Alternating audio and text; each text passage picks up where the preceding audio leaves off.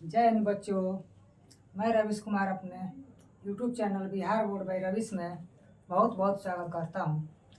हम लोग बच्चों प्रकाश चैप्टर पढ़ रहे थे, जिसमें हम लोग प्रकाश का परावर्तन से संबंधित कंसेप्ट को पढ़ रहे थे, जिसमें हम लोग अभी तक पार्ट 3 तक कवर किए हैं और आज हम लोग पार्ट 4 कवर करेंगे। इसमें हम लोग 3 टॉपिक पढ़ेंगे, जिसमें पहला पारदर्शी, दूसरा अपारदर्शी, जबकि तीसरा अर्धपारदर्शी के बारे में। चलते हैं आज के 3 पॉइंट की ओर और समझते हैं। पहला हम लोग पढ़ेंगे पारदर्शी। पारदर्शी पदार्थ। पहला क्या पढ़ेंगे? पारदर्शी पदार्थ। दूसरा पढ़ेंगे अपारदर्शी पदार्थ, जबकि तीसरा हम लोग पढ़ेंगे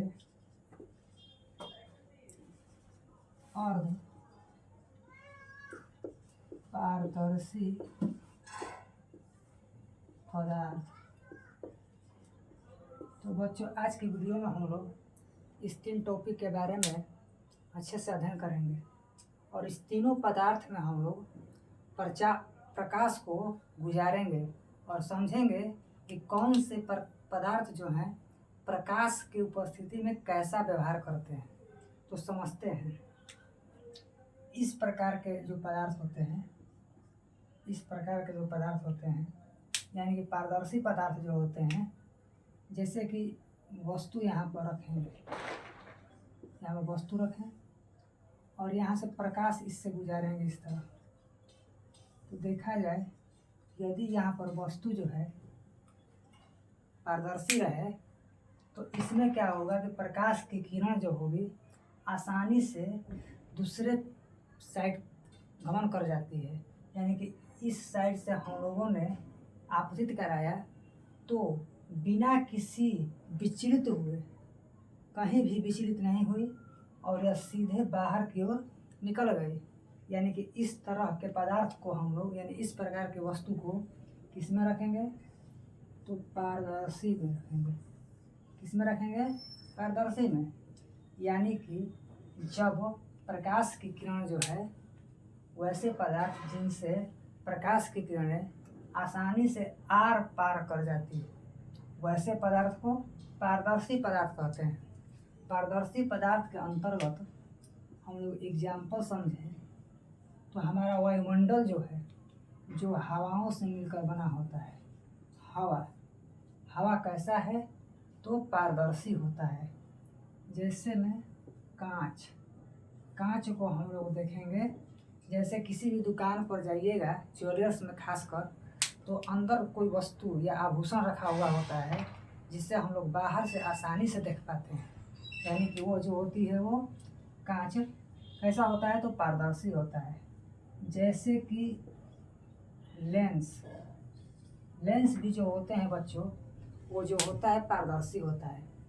यानी कि ये जो पॉइंट है, ये तीनों पॉइंट जो है, ये किसके अंतर्गत आएगा? तो पारदर्शी के अंतर्गत आएगा। बढ़ते हैं अपने अगले पॉइंट की ओर, समझते हैं। पारदर्शी मतलब आर पार गमन कर गया, जबकि मतलब हमने बताया था नहीं। यानी कि वैसे पदार्थ, यानी कि यहाँ पर कोई पदार्थ है और यहाँ से हमने प्रकाश को गमन कराया।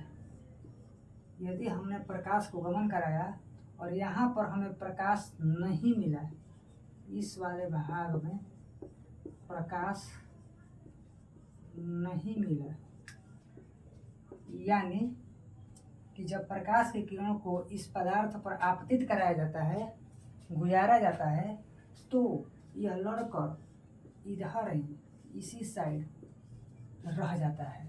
यानी ये जो पदार्थ है अपने से होकर किसी भी प्रकाश की किरण को आर पार नहीं होने देता है। तो ऐसे पदार्थ को अपारदर्शी पदार्थ कहते हैं।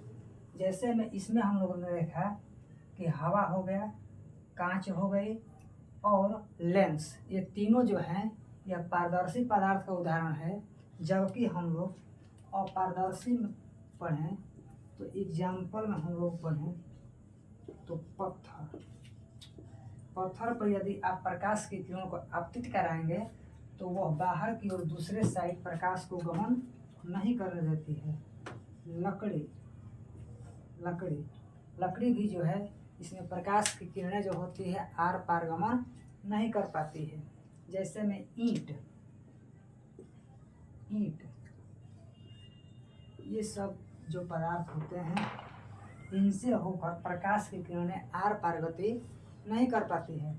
तो बच्चों, हम लोगों ने देखा कि पारदर्शी पदार्थ जो होता है सारे प्रकाश की किरणों को अपने से होकर गुजार देता है, जबकि यह जो होता है अपने से होकर प्रकाश के किसी किरण को अपने से होकर गुजारता नहीं है। जैसे में पत्थर, लकड़ी और ईंट। और बढ़ते हैं अपने आज के लास्ट पॉइंट की ओर,